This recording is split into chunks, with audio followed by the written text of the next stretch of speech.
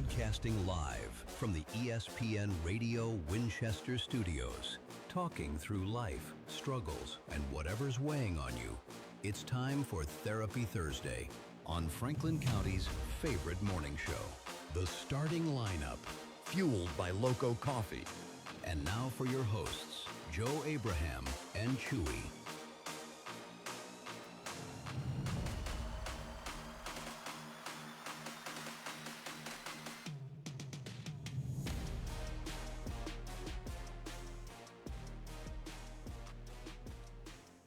And good morning, and welcome into the starting lineup. ESPN Radio 1340 1069 WCDT Winchester. I'm that guy you just love to hate. I am Joe Abraham, alongside that Wookiee that you love to love, even though he gives you like this weird, scratchy, itching thing that doesn't go away with shots or any other kind of medication. Chewy, good morning. How are you today? I'm good. I'm glad you're enjoying your mites. I am. Thank you. I am. You know what? I think I'm just gonna embrace it. Right? I'm just gonna just go full dark side. Embrace bad guy. Okay. At least start wearing like a black cowboy hat today. Yeah. Everything I wear is black anyway. Yeah. I've determined you're kind of pimped out right now in a certain brand. I know. Yeah. Thanks to Alan Fincham. The Fincham sportswear stuff is awesome. Yeah. And in fact, Alan sent a little care package over here. I say little. Alan, for people who have ever watched, what is it? John Gruden. John Gruden has it is a Therapy Thursday. Hold on. We get into all the things. Sean Crabtree's coming in momentarily. It's a Therapy Thursday. But for anybody who's ever watched, John Gruden has on his social media, he gets these care packages. And what they are, Chewy, is football teams from college to the NFL. Programs will send him care packages. They'll have helmets in them. They'll have jerseys. They'll have all this merch and swag and all this stuff. And that is awesome. That is like the dream, to just get like gear dropped on your doorstep. And he cracks them open and he does these opening things. That's what I should have done. We should, yeah. After that's this, what let's make a Facebook post after this. I can do that. We can go through and I can re-crack open the thing. But Alan sent a box to me of all of this gear. And so I've got like tons of Breaking Bad golf shirts and hats and other things like that. And he knows I'm a hat guy, so he sent me a bunch of those. I've got some to give away. I've got plenty to wear. He even asked for your size. You've got stuff to wear. I've got, some awesome shirts in there. Katie's got stuff to wear. So I come out of the bedroom this morning, all groggy, and I come around the corner, and there's Katie walking down the hallway wearing her Breaking Bad golf T-shirt. Nice. I'm like, man, that's a good-looking shirt. So I threw mine on this morning.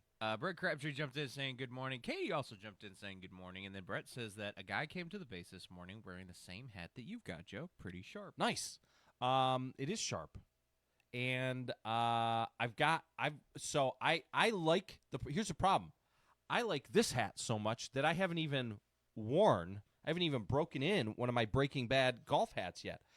And then the big dog, Tom Abraham, yesterday, I go to church, I'm wearing my hat, and he's all super jealous. And so he took my hat, and he's like, oh, that's a nice hat. And he resized it to his head, tries it on. That's a good hat, he says. And takes it in the other room, looks in the mirror. Oh, yeah, that's nice. And then gives it back to me, still sized to his head.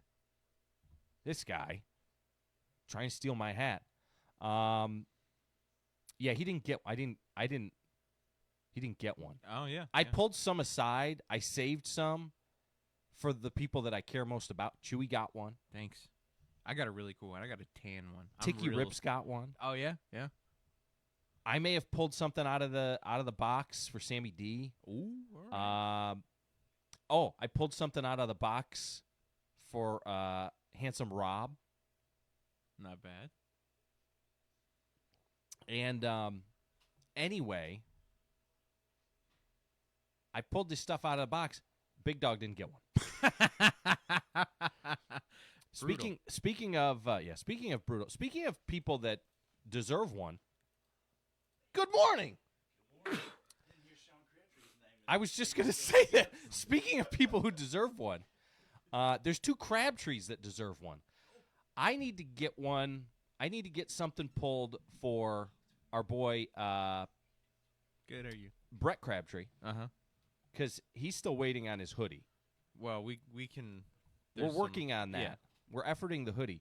Yeah. But yesterday I said on the show, the first person who jumps in and says that they've signed up for the golf tournament is going to get a hat.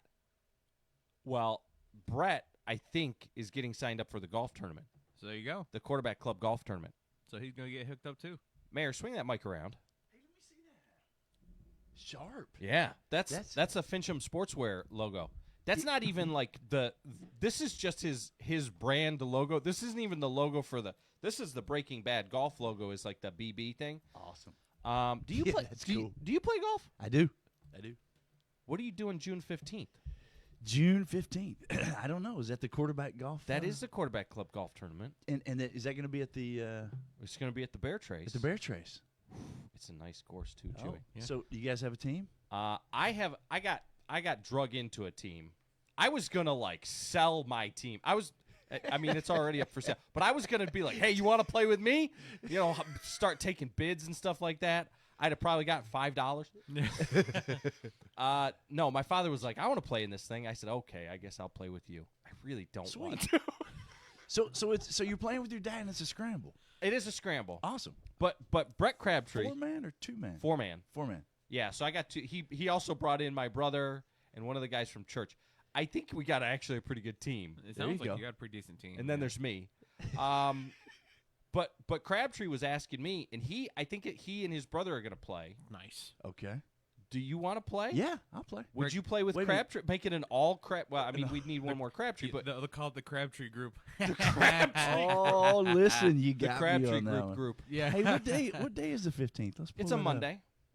Brett Crabtree does jump in. He said that is correct. We'll be there.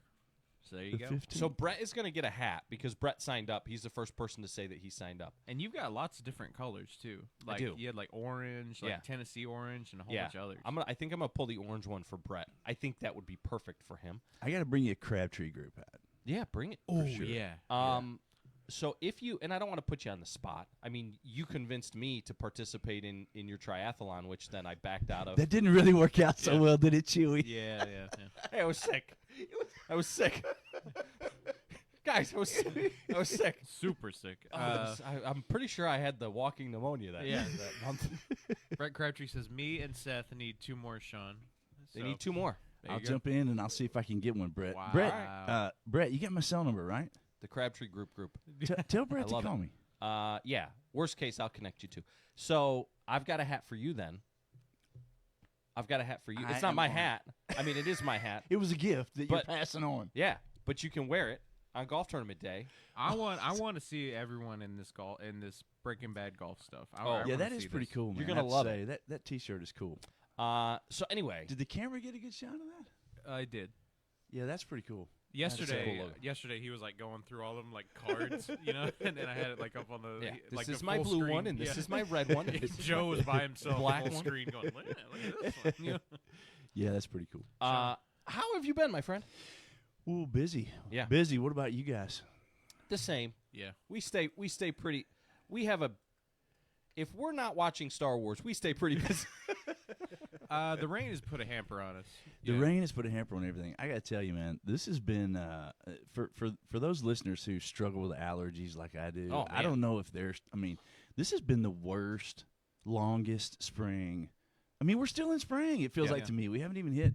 My wife is sick, like for no. the 3rd time. Oh, Like I've been sick off and on since March. I mean, this is crazy. I- I'm ready for summer, man. Yeah.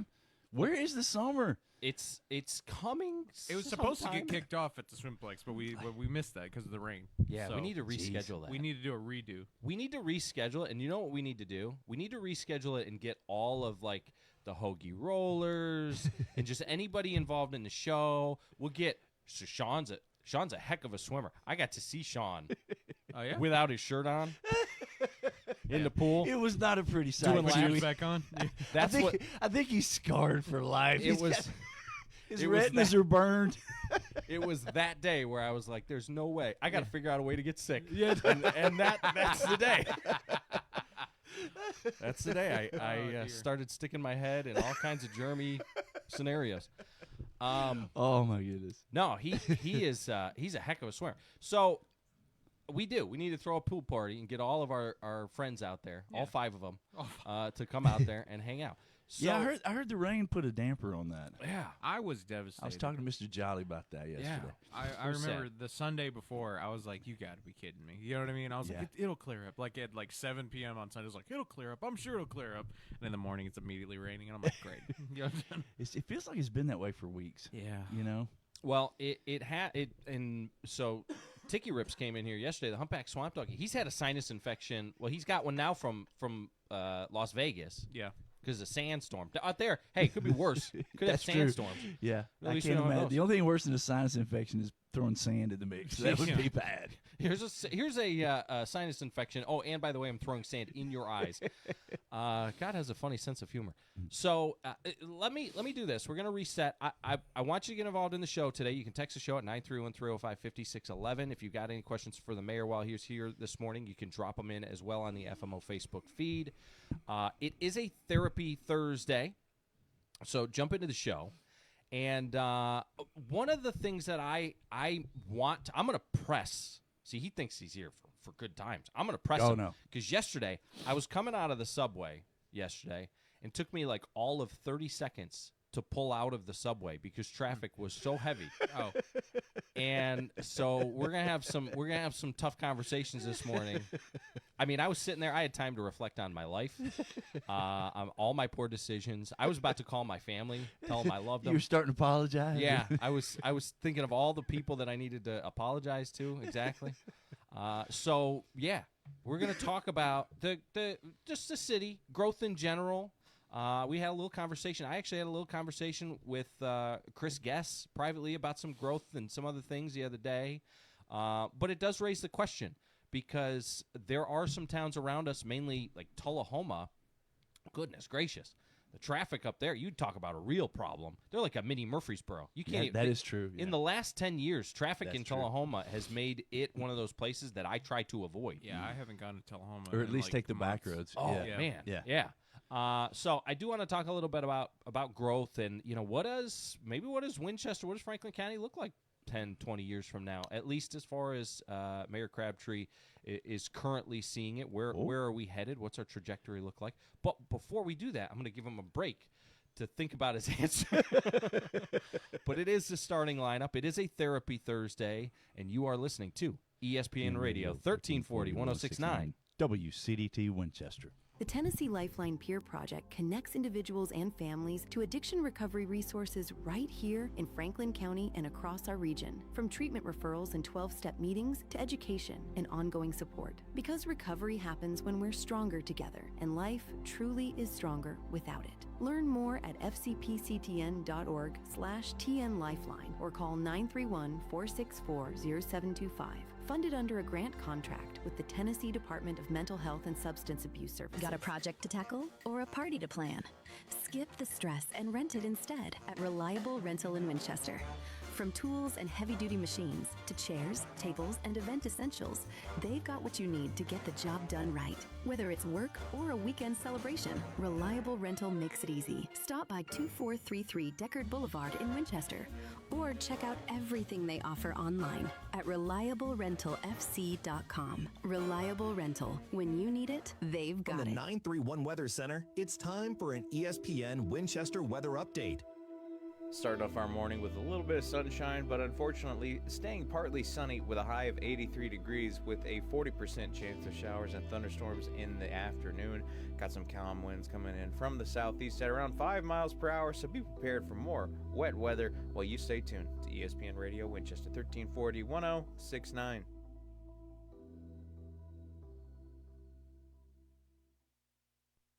The opinions of the hosts are their own, and they do not represent the opinions of, well, really anybody else. You're listening to the starting lineup. Now back to Joe and Chewy.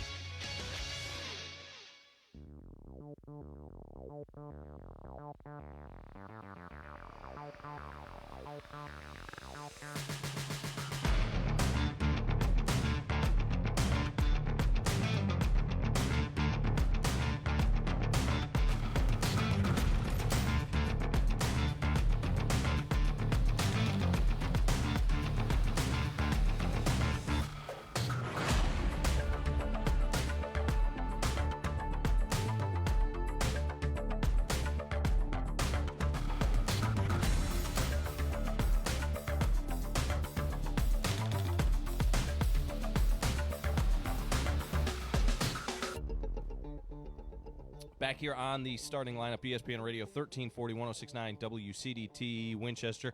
Andrew jumped in this morning. Good Morning, Andrew. Jinx, you owe me a Coke. It is... You want to drink a Coke? No. Oh, okay. You owe me a pre-workout. Yeah, there you go. It is a Therapy Thursday. There you go. That is very cool. Isn't it? Yeah, that's super cool. I got to meet him. Mayor Sean Crabtree in studio with us this morning, City of Winchester. And, so it's one of these things, growth in and around Franklin County.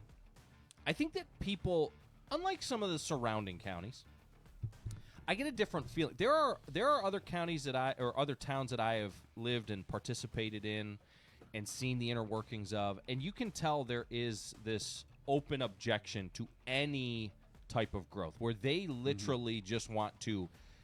They don't want to. Grow at all.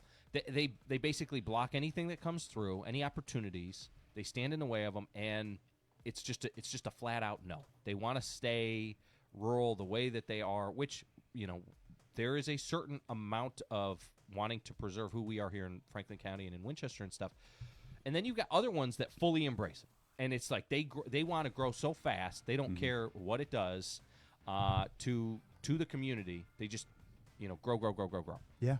And I think that there are plenty of examples of both of those around, the latter especially. Look at Murfreesboro. Good grief. Right. Yeah. Holy smokes. Now, we here, I think that if I was to put it on a scale of like 1 to 100, I would say that as opposed to the 0, no growth, and 100 being like, let's grow as fast as we can. With no thought to anything else. Right? Yeah. I would say that we're somewhere at like that 30 to 40% where you're like, yeah, we want to grow, but we're going to run things through the gamut. We're going to question everything. It's not going to necessarily just be easy. And because we do want to preserve a certain amount of who we are and what Franklin County and Winchester is, and I appreciate that.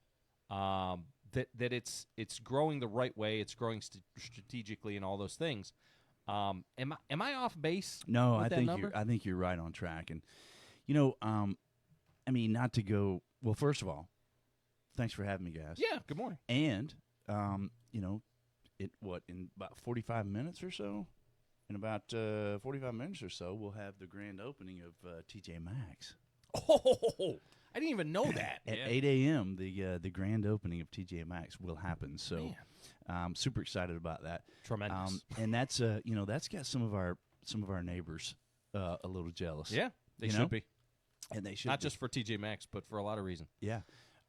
So I think you're right. From a pragmatic standpoint, listen, guys, Winchester is not, we're not in between I-65 and I-24. We're not just right off the interstate. And so I think that makes it a little bit tougher, but it also allows for a little bit of intentionality. Yeah. It is a balancing act. There's no question about it. I can tell you that I think I speak for most people when I say, we want to have growth, but we do not want to lose our identity. We do not want to lose who we are. We don't want to lose the thing that really attracts people from other places to come here. So sometimes that's a balancing act. Sometimes it's a little tough, but no, we're not anti-growth at all.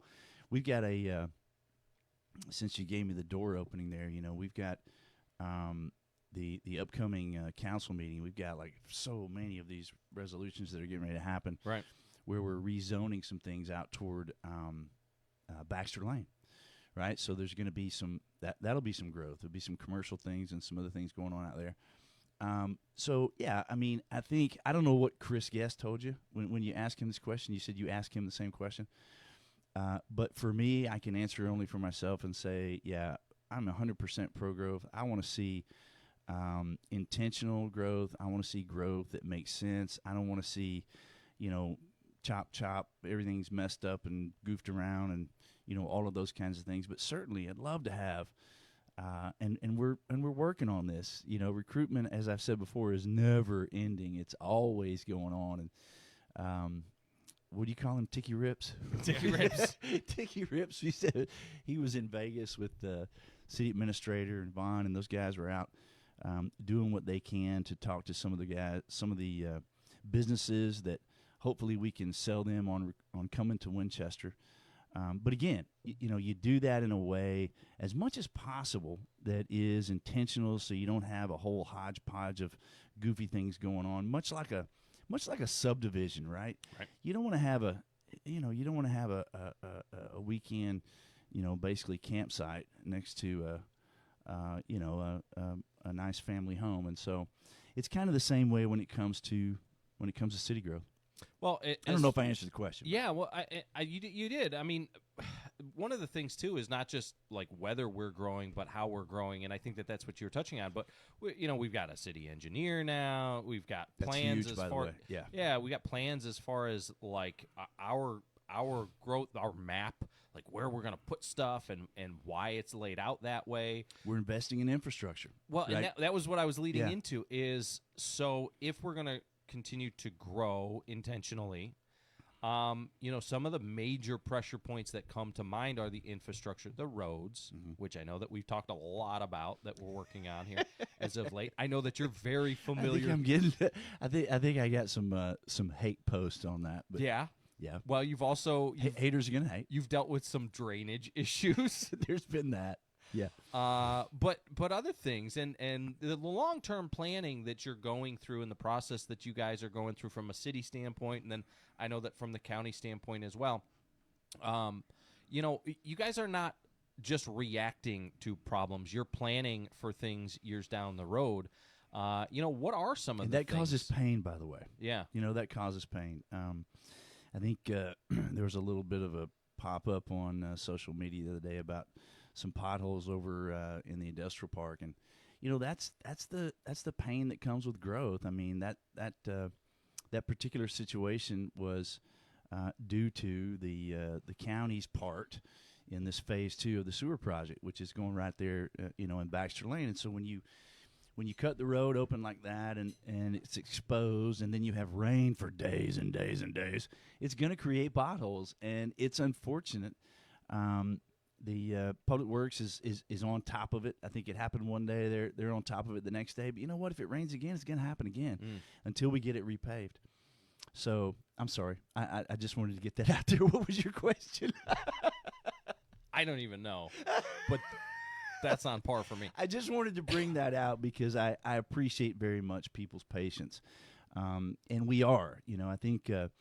I think before I became mayor, utilities, I was told, had like a 25-year growth plan, and in a matter of like a couple years, that was cut down to nothing. Right. And so that's why we're investing. We're trying to do things for 25 years from now.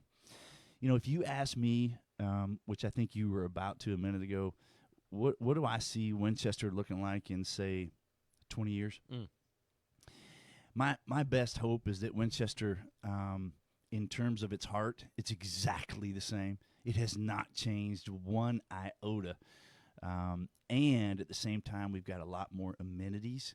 We've got a lot more eating places. We've got a lot more choices for folks. And I think we're doing, by that time, the concept of tourism has really taken off. And so you'll see people coming in, which you already are seeing that, but I think you're going to see it on a larger scale.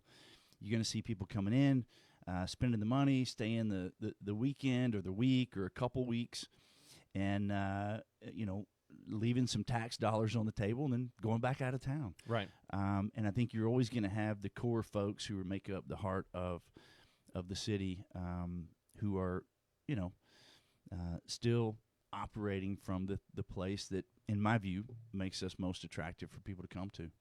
Do you think that, and I guess what raises this question is, and it's budget season, and we go into the school district, and we talk about the numbers and the declining students within the district and things like that. So it raises the question, do you think that both Franklin County and Winchester need to be more intentional about attracting young families? It's a really good question. Yeah. I think that it's going to happen, whether that part is intentional or not. Now, you're asking me to get into the school system and all of that, and I think that's a statewide situation as much as it is a Franklin County situation. And I don't, I got enough to worry about in Winchester, to be honest with you. Yeah. So I don't know what the answer is there. I know that the county has a focus on that. I've talked to some of the county commissioners and Mayor Guess, and I know that they're focused on that as well. But I got to tell you, I think that may just be the normal ebb and flow. There may be some things that they need to do, but again, that's kind of their bailiwick, and I don't want to get involved. Yeah. I agree with you, though, on the ebb and flow of things. I think that it's one of those situations where if you make a move, what gets measured gets done. If you make a move and put a focus on a certain area, that really doesn't coincide with the school district numbers and the young families and things like that, then those numbers are going to tend to trend down until you mix it with there's a lot of parents after COVID and other things like that have moved to homeschooling and other. So it's kind of set up a perfect scenario for those numbers to drop the way that they have. Yeah. But again, the focus here as of late has kind of turned back to, okay, we've made some really good progress over here. We've got some things in place, like engineers and people managing growth. And so now while we're working on this over here, let's turn our focus back to, trying to, and I know Chris has talked about certain areas across the county that would be really good for a manufacturer or something like that could bring in some jobs. So I think that you're right. I think that it is kind of an ebb and flow. I'm not freaking out yet, and it doesn't happen overnight. If we were to bring in something big like that, it doesn't just, you snap your fingers and they come in. Now, when we talk about the city engineer, what does that allow the city of Winchester to do more effectively than maybe it couldn't have done before? There are so many things, and I'm really glad you brought that up. Corey Hall is our city engineer, and for those that don't know, not only is he a city engineer for the first time, we've never had a city engineer. I guess Corey's been with us for maybe a year and a half or so, but Corey actually worked in the private sector for a firm that contracted with the city of Winchester for many, many years. So he not only is an engineer for the city, he brings years of experience in working with the city, and he knows so much about, where the drainage things are located, all of those kinds of things. But I can tell you, your question was about what is the benefit of having a city engineer? I honestly did not fully realize the benefits of having a city engineer until Corey got on board. Don't know what you're missing until you get one. Oh, my gosh. He has updated us in so many ways. I mean, Corey has so many balls in the air at one time. I feel bad just even like saying, hi, how you doing this morning? Because he's got so much going on. But everything from redoing subdivision regulations, which some of these things, guys, are from the 1960s, 1970s. Redoing permitting processes that have not been touched in 35, 40 years, things that are really bringing us into a new age. There's so many things in terms of like drainage runoff. That's one of the biggest problems. I never knew how big a problem that is. When you have growth like we have, you've got somebody who's been living in a house for 20 years. They have a vacant lot next door. They've never had any problems. Well, if you're not careful, somebody builds a house on it. Now all of a sudden you've got flat concrete or driveway, whatever. You've got a roof that's catching runoff and it's directing all of that water in a certain place where for 25 years it just soaks into the ground, right? So the concept of updating what needs to happen so that when somebody builds right there, they have to meet certain criteria in terms of runoff and drainage and all of those things.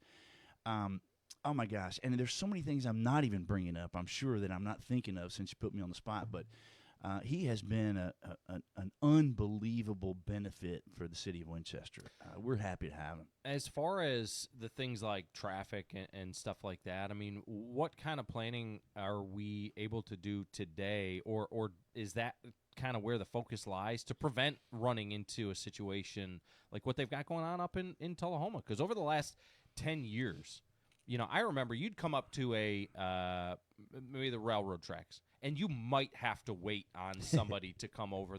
Now you pull up to the railroad tracks, and there's 5 cars coming in either direction of the 4-way stop. Or you'd pull up to a light. You'd come up to the light, and you might get caught by the light. Now you got to sit through 2 before you can get before through you can it. cross. Yeah. And so when we look at the future and this growth, is there planning going on in regard to some of that stuff that we can prevent having those types of issues, or putting more pressure on the infrastructure that we've got here in place right now?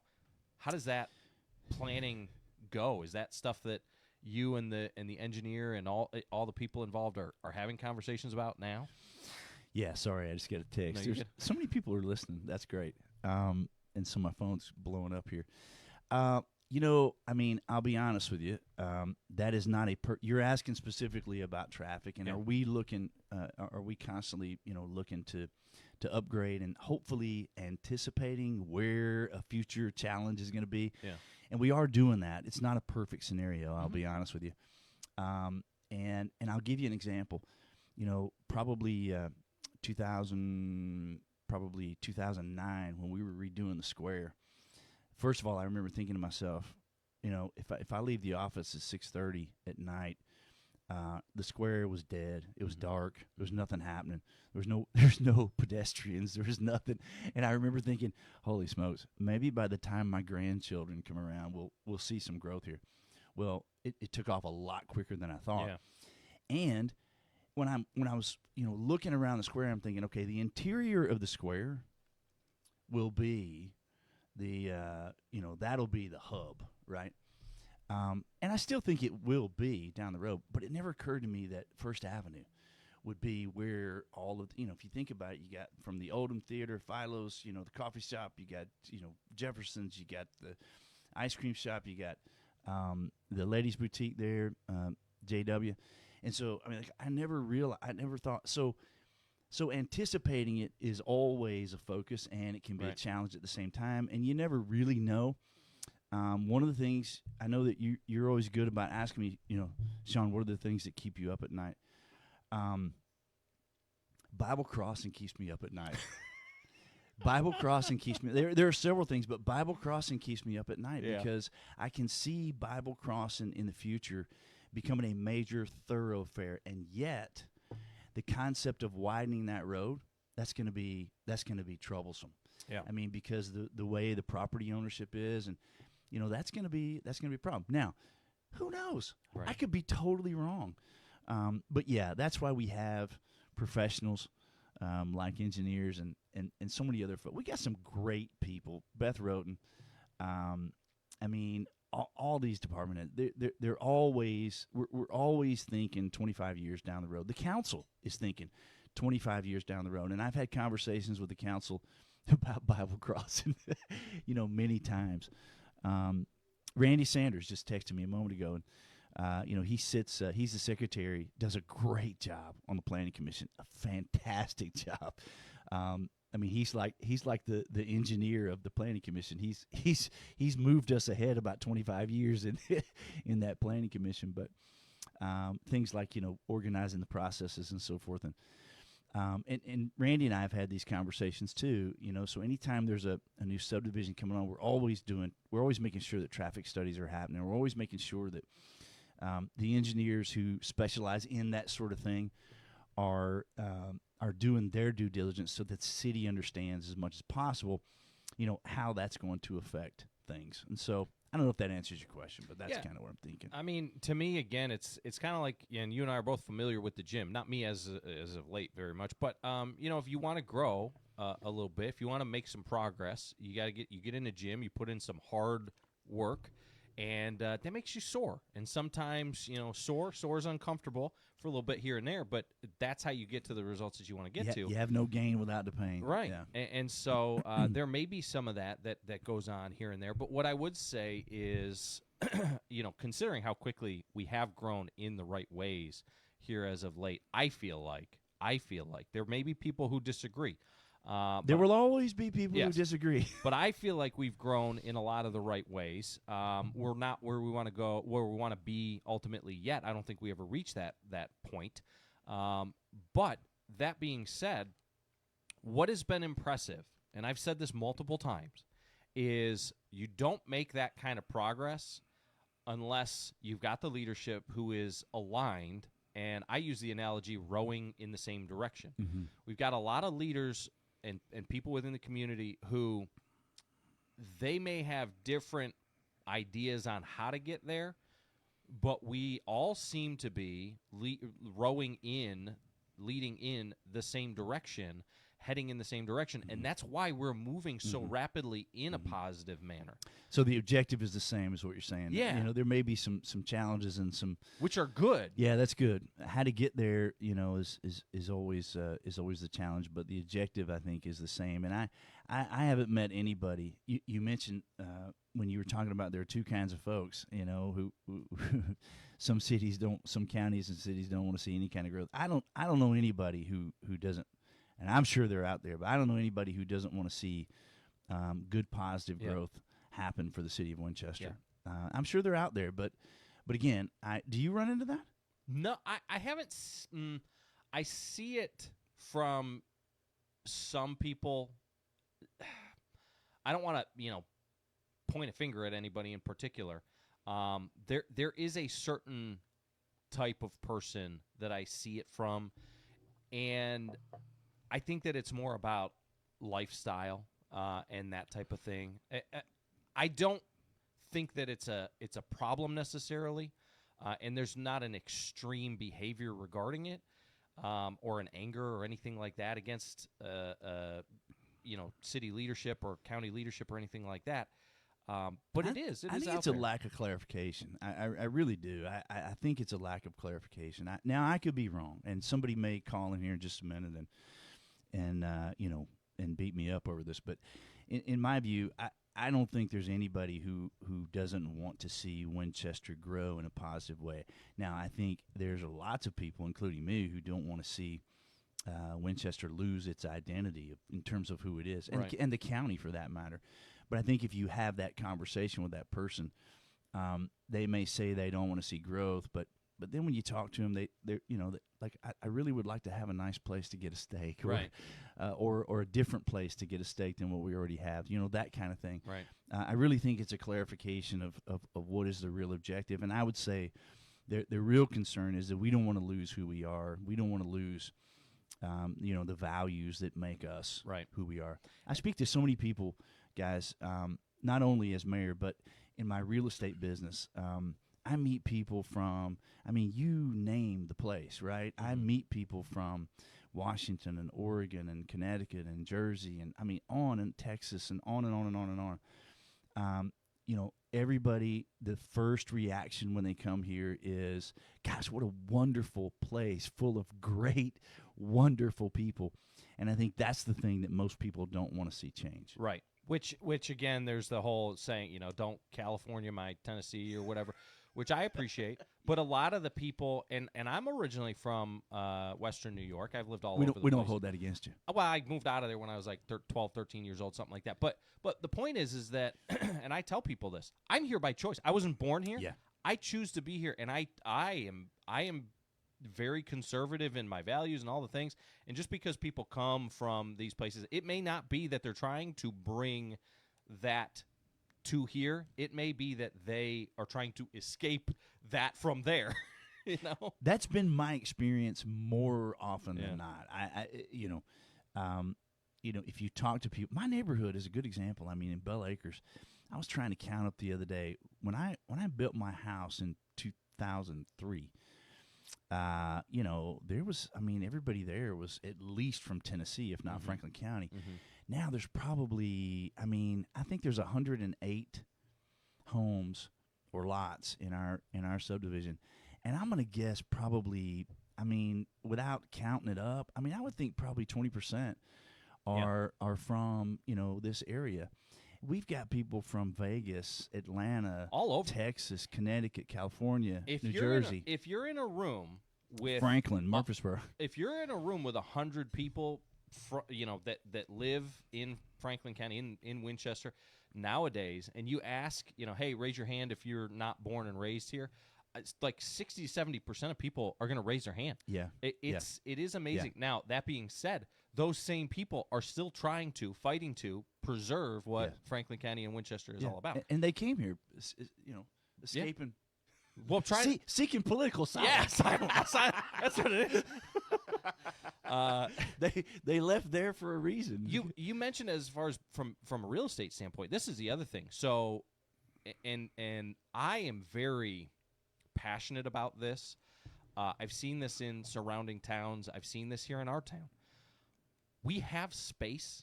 We have buildings. We have real estate here that is already kind of in place, but has either become dilapidated or unused, or isn't quite like operating at optimum, or not fully maximized. Heck, if you've come to our building, we're one of these places where it could be nicer type of thing. Now that being said, growth doesn't necessarily need to mean snatching up farmland and building an entire complex on a piece of farmland.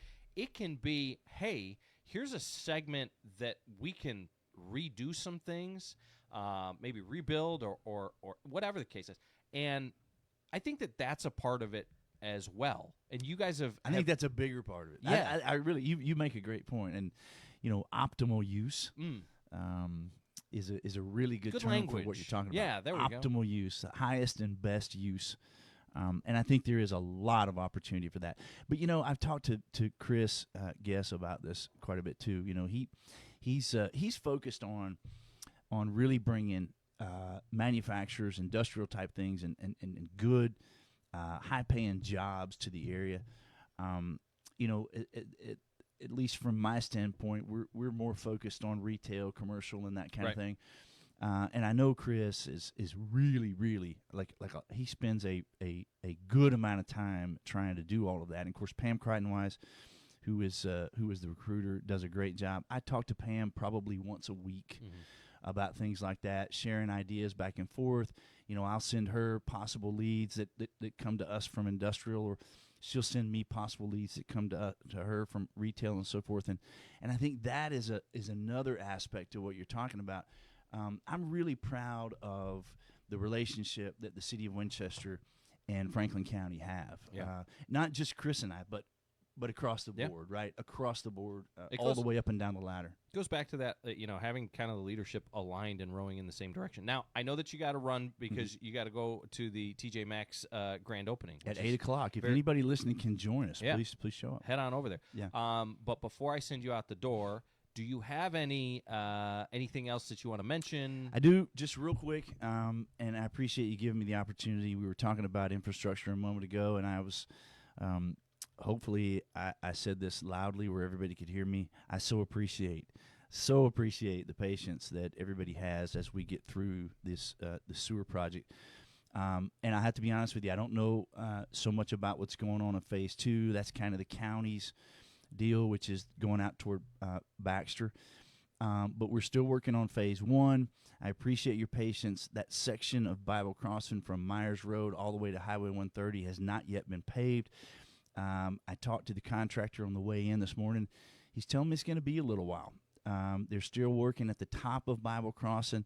So once that's done, they'll get the paving done. Once the paving is done on Bible Crossing, then the city will move over to Old Estill, and hopefully we'll get that big bump there at the Swimplex. We'll get that fixed. Yeah. But again, it's going to take a little while. It's not going to happen next week. So I appreciate your patience, and I appreciate you giving me the opportunity to say that. Yeah, brother. Well, I appreciate you stopping by. Thanks and so all the work much. that you guys do. Listen, very rarely do I show up and get swag. There you go. Thank you very much. Well, that is Winchester City Mayor Sean Crabtree. Guys, again, thanks for letting me on. Thank you, brother. Tell everybody we said hey. All right, we'll hit a break here, and went long there, but I knew he had to get out of here so that he could go over to the grand opening. So we're going to get a quick break in here and then wrap up the top of the hour. It is the starting lineup. This is ESPN Radio 1340, 106.9 WCDT Winchester. Hey, it's Chewy, and if you've got pests, you need the folks that I trust. Burrow's Termite and Pest Control. They're right here in the heart of Estill Springs at 101 North Main Street, taking care of everything from termites and ants to spiders and those little critters that love sneaking into your home. Burrow's is family-owned, they're local, and they've been protecting homes around here for years. So don't wait, swing by or check them out over there online at burrowstermite.com. Burrow's Termite and Pest Control. They'll treat you right and treat your home even better. At Citizens Community Bank, we're here to make your banking easy and convenient. Whether you're visiting us in person at our main location at 1418 Dinah Shore Boulevard in Winchester, or others in Deckard and Huntland, or managing your money on the go with our secure mobile app, we've got you covered. Call us today at 931-967-3342. That's Citizens Community Bank, Equal Housing Lender Member FDIC. Your trusted partner in banking for over 30 years. It's time for a local news break from the 931 Go News Center. Franklin County Schools has announced that Ms. Anna Mullen will serve as the district's new Supervisor of Exceptional Children's Services effective July 1st. Mullen brings decades of experience in education administration, special education compliance, student advocacy, and classroom instruction. Most recently, she has served as a special education teacher, focusing on individualized instruction for students with disabilities and collaborating with families to develop tailored, individualized education programs. Incoming Director of Schools, Dr. Roger Alsop, praised the appointment, saying Mullen understands the unique strengths and needs of Franklin County families through her years as both an administrator and educator. Mullen has previously served multiple terms as an assistant principal, spent more than a decade as a transition case manager, and worked as a UniServe coordinator for the Tennessee Education Association. In those roles, she managed state and federal compliance, coordinated employment and training opportunities for students with special needs, and handled contract negotiations and conflict resolution. She holds a Master of Education in Administration and Supervision, earned summa cum laude from Middle Tennessee State University, and a Bachelor of Science in Psychology from Campbell University. Mullen was named the 24-25 Teacher of the Year at Sewanee Elementary and is a recipient of the 1996 Navy Achievement Medal. She's also a former president of the Franklin County Education Association and a United States Marine Corps veteran. In Warren County, authorities have taken a 16-year-old male into custody following a shooting early Tuesday morning on Underwood Road. Deputies responded to reports of an altercation that resulted in one person being shot. The victim was transported by private vehicle to River Park Hospital. The suspect, identified as 16-year-old John Medley, was taken into custody Tuesday evening. Charges had not been released at the time of publication. For more details on these stories and more, visit 931go.com.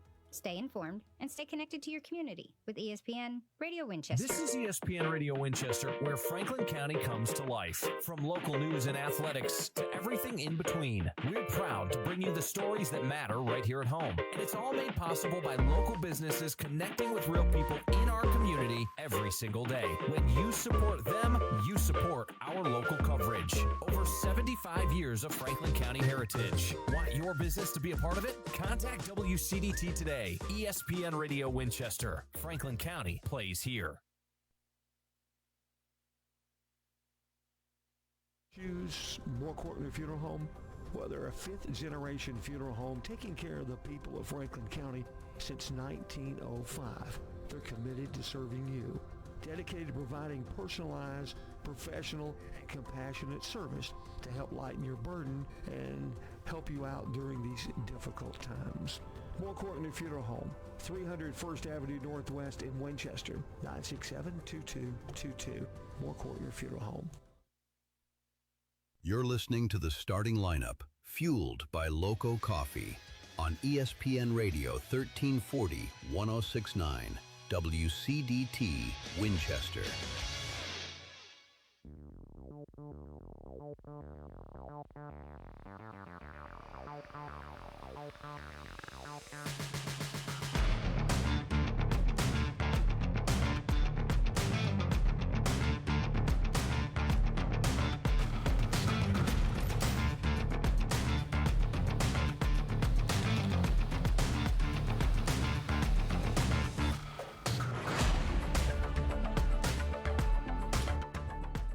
Back here on the starting lineup, ESPN Radio 1340, 1069, WCDT Winchester. I am Joe Abraham alongside Chewy this morning on a Therapy Thursday.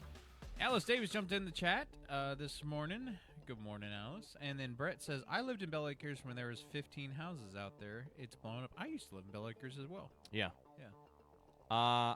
What I'd like to ask a question to listeners is just real quick. Like, what does we talked about growth with Mayor Sean Crabtree. As far as Franklin County, as far as Winchester, what is like the most important thing to protect, to kind of like defend? Like we want to grow to a certain extent, right? But we don't want to sell out as far as who we are. So when you think about us as a community, and maybe it's not one thing, but you hear a lot about the heart and the soul of us as a community, who we are. I think it's important that we go a little bit deeper into that. Like, let's define what that looks like, what that is. What is the heart and soul of this community, do you feel like? I feel like a certain amount of it is the prioritization of local business, where like we do get these big companies who come in and want to go into places, but when we talk about like businesses, it's like what we do around here. We don't work for them usually. We're usually working with local business owners, people putting up their own thing, like the Square. That's all local. Not only do we not work with them usually, and I'll say this is to Chewy's point, this is one thing that concerns me about growth is, and everybody loves Dollar General, but I'm going to use Dollar General as a strong example of this. Dollar General comes into these communities, and as opposed to Walmart's the same way, a lot of big box stores are the same way, as opposed to coming into the community outside of supplying the community jobs and tax dollars, they don't reinvest into the community at the same way that James Equipment reinvests into the community, right? If you've got Dollar General's, like not their logo, there's a reason why you don't see the Dollar General logo up on the Jumbotron at the football games. Mm-hmm. It's those types of sponsorships, those types of dollars that they take as much as possible from our community and don't put as much back into it as somebody who like they own and operate their own business and their kid grew up here. Mm-hmm. Danley's is another great example. There are tons of examples of locally owned businesses that have supported this community year after year, generation after generation. The Kortner family of funeral services, another one. They reinvest in us. They reinvest in the athletic programs. They reinvest in basically everything because this is their community. These are their people. And that is my biggest concern from a business standpoint that Chewy just brought up. It's a good concern to have. But we live in a weird, kind of a weird situation. We're in more of a unique situation to see that most people, don't. I would say from a heart and soul, what is the heart and soul of Winchester? There's got to be some clearly defined, like, let's not sell our soul. And if you have those thoughts, what does it mean to be from Winchester? To me, Chewy, it's number one, lifestyle. Right? And I know, okay, well, lifestyle, what does lifestyle mean? Lifestyle means traffic. Lifestyle means church on Sunday mornings. Lifestyle means that not just the people who move in from out of town get to enjoy the lake on the weekends, but that the people who were born and raised and love the lake and have lived on the lake their whole life, that they can also afford to enjoy the lake. Another challenge as far as the lakes go.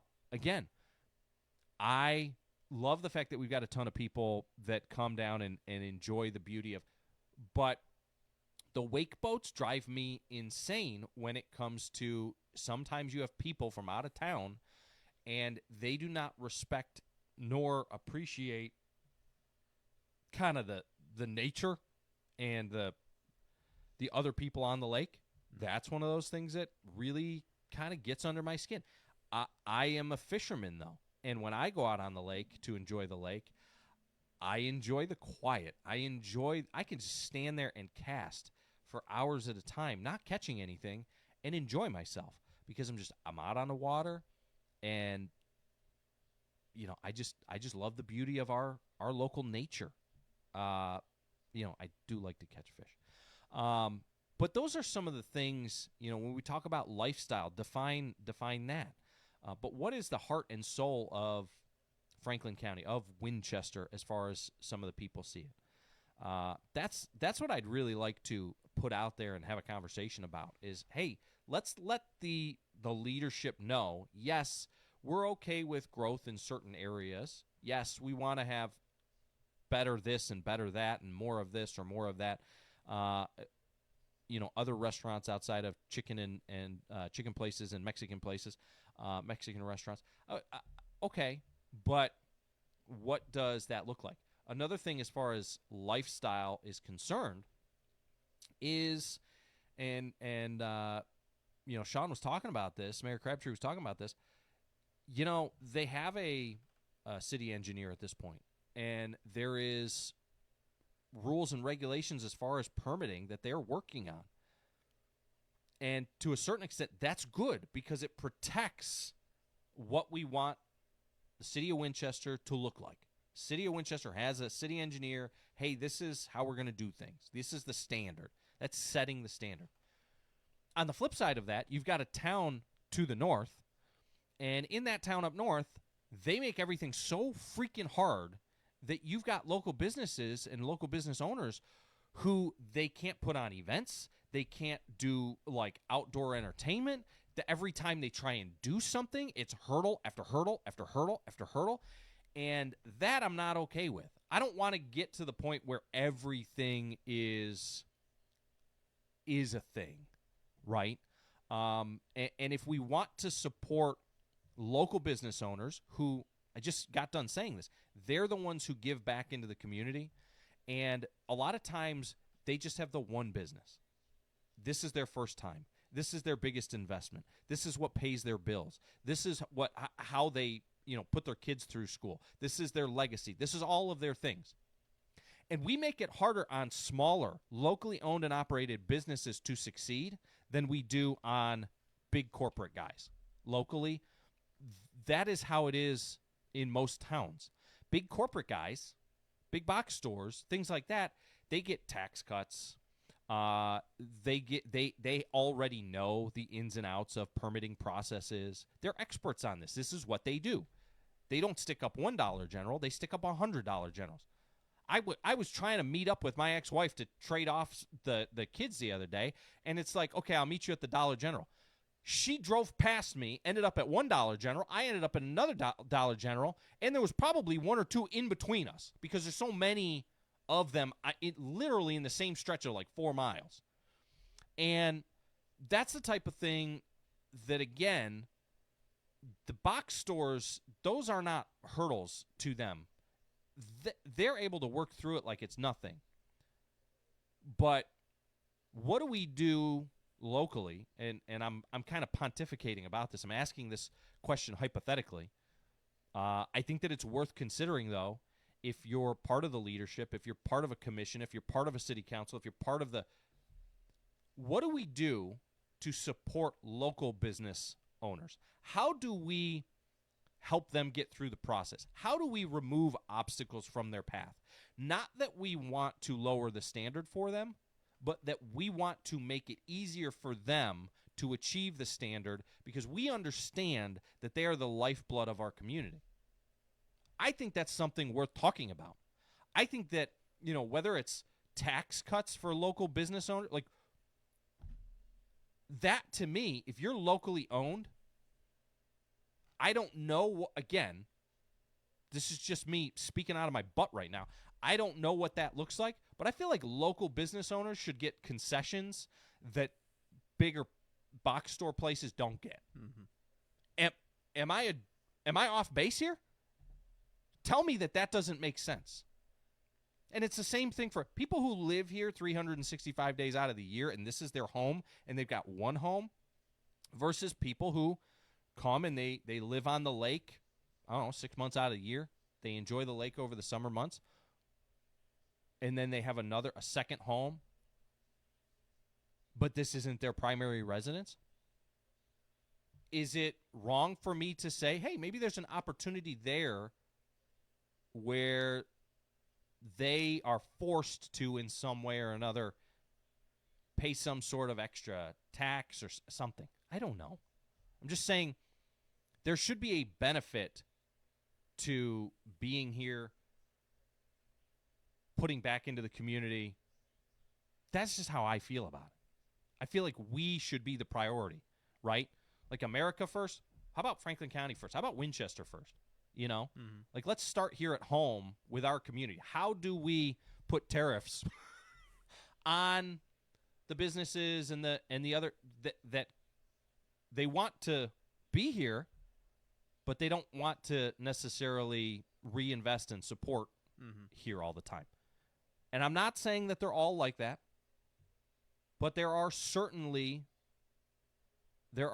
cases where it is what happens. Anyway, I just blew right through the top of the hour. All right, let's get a break in here. When we come back, we probably won't do the national anthem unless your kid wants to win you a Domino's gift card. We could do that. If you call in and your elementary school child gives us the Pledge of Allegiance and a joke, I'll give you a Domino's gift card on the other side.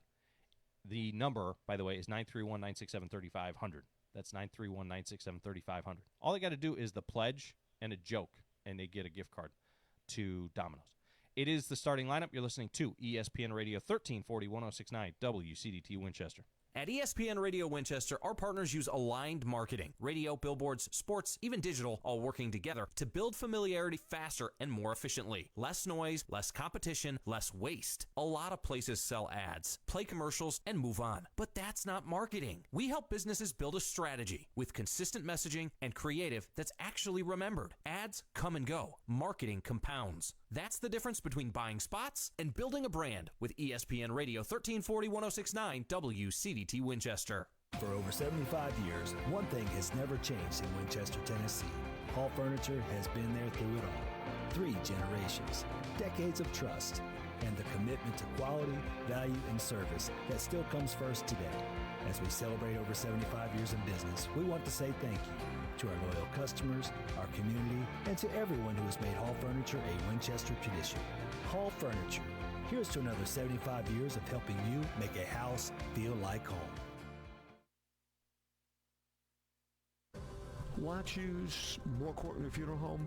Well, they're a 5th-generation funeral home taking care of the people of Franklin County since 1905. They're committed to serving you, dedicated to providing personalized, professional, and compassionate service to help lighten your burden and help you out during these difficult times. More Courtney Funeral Home, 300 First Avenue Northwest in Winchester, 967-2222. More Courtney Funeral Home. Got a project to tackle or a party to plan? Skip the stress and rent it instead at Reliable Rental in Winchester. From tools and heavy-duty machines to chairs, tables, and event essentials, they've got what you need to get the job done right. Whether it's work or a weekend celebration, Reliable Rental makes it easy. Stop by 2433 Deckard Boulevard in Winchester or check out everything they offer online at ReliableRentalFC.com. Reliable Rental. When you need it, they've got it.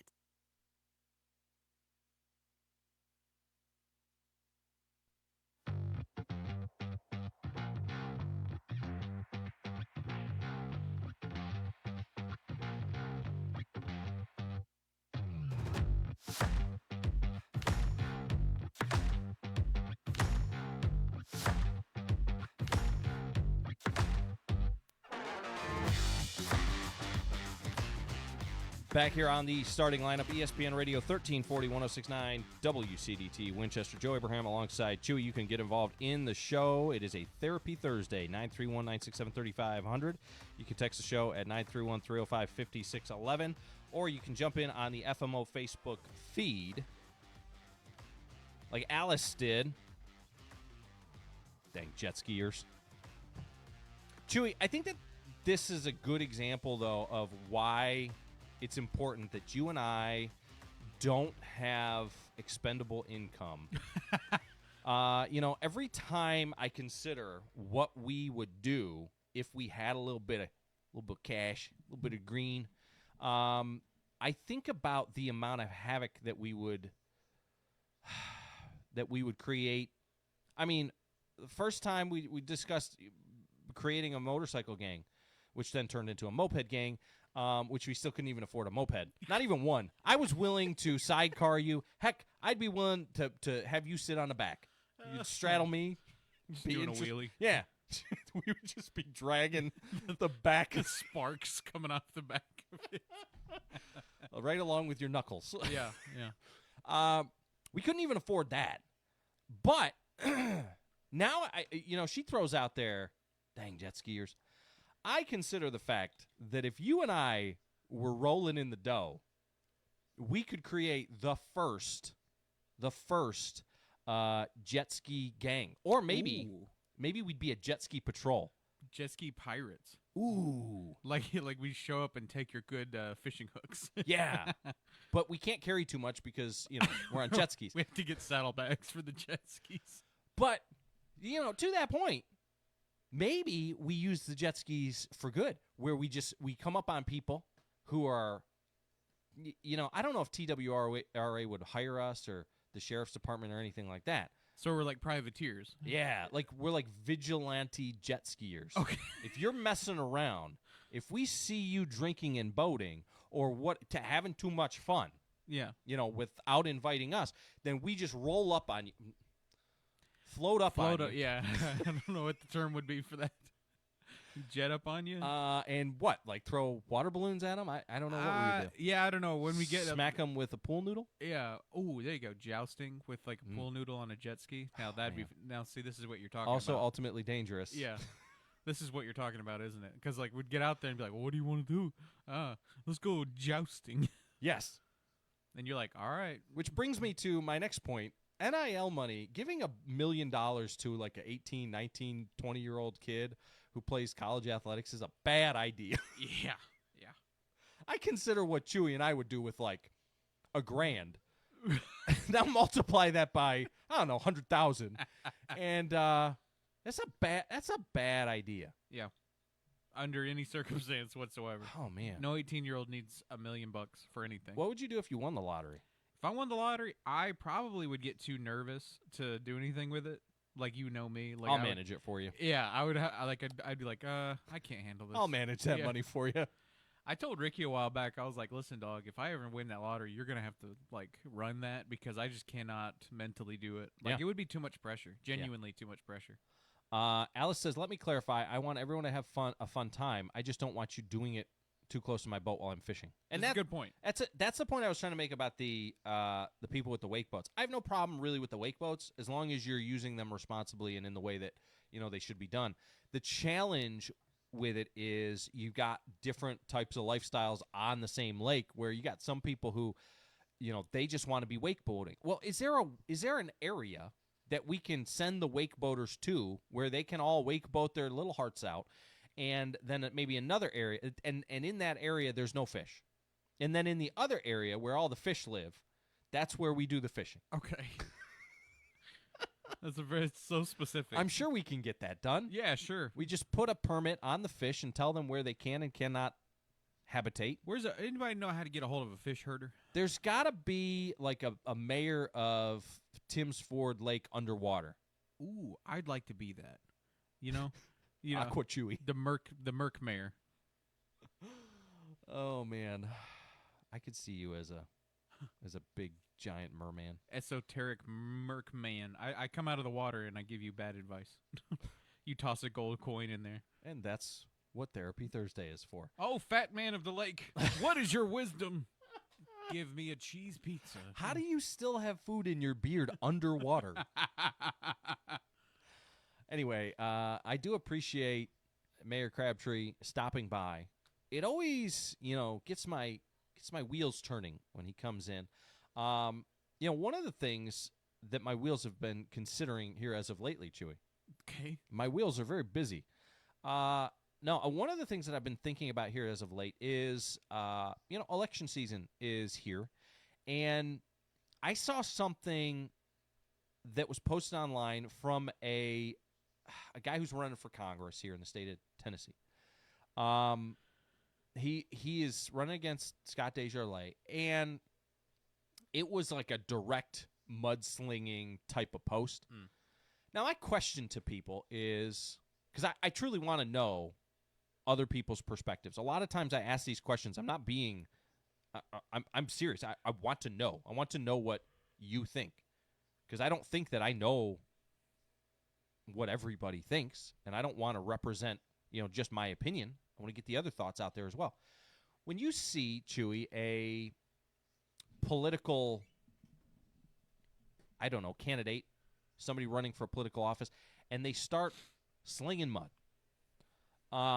does it make you, do you read the thing and then you're immediately, grossed out by the person that they're slinging mud at? Or does it make you more grossed out by the person throwing it? Yeah, for me personally, my initial reaction, given that the mudslinging is not for something that's worth slinging, like Right. if they're bashing someone because they committed some sort of heinous crime, okay, I Right. get that. But if it's just like them trash talking them, trying to just besmirch them or their image or that kind of thing, right? For me, when I see a post like that coming from a politician in any context, I am almost immediately turned off. Yeah, it's tough, because I can see it both ways, right? Like, you can see, I want to raise awareness to the type of individual that my opponent is. Sure. But also, you want to do it tactfully in that you don't want to seem greasy. And everybody's got stuff, right? I've got stuff. Chewy's got stuff in our background that we're not necessarily, proud of. But life isn't always about the worst moments.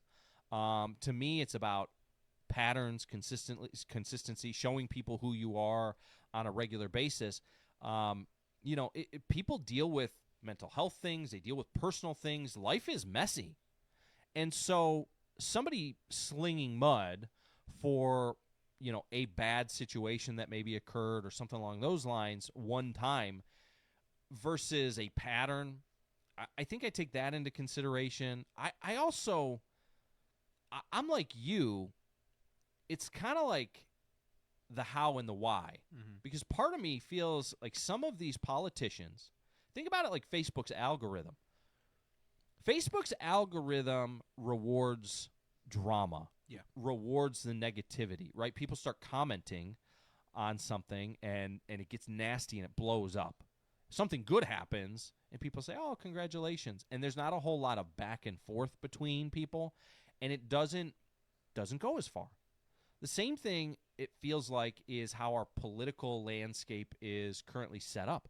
It feels like the man or woman, the candidate who is willing to get their hands more dirty, is oftentimes the one rewarded in the end because they're just able to sling more dirt. They're able to get people offended by the other person. Right. Less than being about merit as far as what can you do for me, what can you do for our country, what can you do for the state of Tennessee. It becomes less about what I can do for you and more about this guy, you don't want to vote for him. Right. Because, so I feel like part of the reason that maybe the country is in the state that it's in is because a good percentage of our leadership probably earned their position. We just saw this up in the state of Kentucky. Now, whether you believe with or agree with Thomas Massey and all the things and Trump went after him, and regardless of what you believe, Massey did not lose that election for what he could do from a positive standpoint. He lost that election because of the negative stuff. And we're judging winners and losers based off of that. How many of our leaders in this country are in place, won their race because they were willing to get more dirty? They were willing to sell a piece of their soul. The devil basically showed up and knocked, and they answered. That's a question that I have. I'm not accusing anybody locally or anything like that of doing it. I'm not even accusing anybody nationally. I'm not talking about anybody in particular, really. It makes you wonder. Yeah, for me, it's like if you're an effective leader, why are you so emotionally compromised by another individual's actions that you have to make your entire political, foundation be about this other person? Mm-hmm. Why are you worried about them? Tell me what you can do. Where's your confidence in what you're doing? Tell me the reason why I should vote for you, why I should choose to work with you. Now, I'm already aware of all the reasons why I shouldn't or maybe should go with the other opponent. That's not what we're talking about. For me, I'm just more interested in being like, tell me what you can do, and then we'll work with that. If all you're preoccupied with is what this other person's doing, that tells me that you have some issues that you don't want me to know about. Yeah. Or at least that's what it implies. And if that's not true, show me. Right. Yeah, you're trying to overshadow your and listen, I'm not naive. Obviously in a perfect world, the best candidate would win based on their merit. Who has the best ideas, who's got the best character, who understands the job, who can lead. If you're doing a good enough job and are making the good enough points, you don't have to embarrass your opponent. Right. That will embarrass them enough. I agree with that. I do agree with that. So it's just something, like I said, sitting in the traffic for about 30 seconds too long yesterday. Yeah. Couldn't pull out right away. It started getting esoteric. Phrasing. Oh man, no, I really I started to get frustrated. I was like, man, this traffic is just out of control. And then I realized, oh, it's 11:59. Yeah. It's friggin' lunchtime. Yeah, everybody's out of lunch. Anyway, all right, let's get a quick break in here. When we come back, Chewy did something yesterday that has me concerned. I need y'all's help. The young man needs some therapy. I did this? Yeah. Oh, okay. You did something yesterday that I'm starting to worry me. Oh, okay. We'll talk about it on the other side. It is the starting lineup. This is ESPN Radio 1340 1069 WCDT Winchester. In an overdose emergency, every second counts, and your actions can save a life. Through the Tennessee Save a Life program, the Franklin County Prevention Coalition provides free training and naloxone to help community members recognize and respond to an opioid overdose. This training gives you the skills to support someone in crisis. When we're prepared to help one another, we're stronger together, and we're stronger without the stigma that keeps people from seeking life-saving care. Visit fcpctn.org/Tennessee Save a Life to learn more. This project is funded under a grant contract with the State of Tennessee Department of Mental Health and Substance Abuse Services. From the 931 GO Weather Center, it's time for an ESPN Radio Winchester weather update, presented by Bennett's Pharmacy. Started off our morning with a little bit of sunshine, but unfortunately staying partly sunny with a high of 83 degrees with a 40% chance of showers and thunderstorms in the afternoon. Got some calm winds coming in from the southeast at around 5 miles per hour, so be prepared for more wet weather while you stay tuned to ESPN Radio Winchester 1340 1069. Looking for more than just prescriptions? Bennett's Pharmacy in Winchester has it all.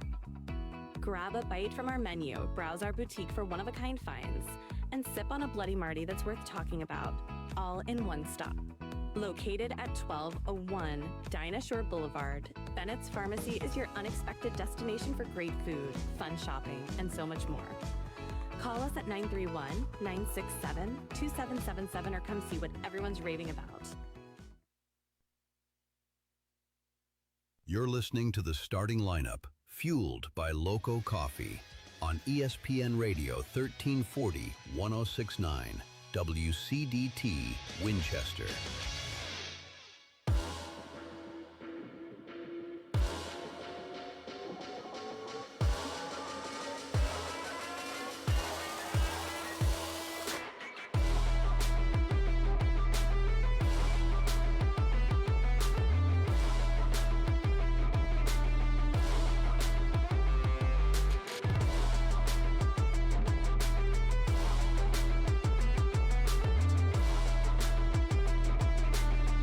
Chewy and I just went down a rabbit hole in the break regarding the political landscape.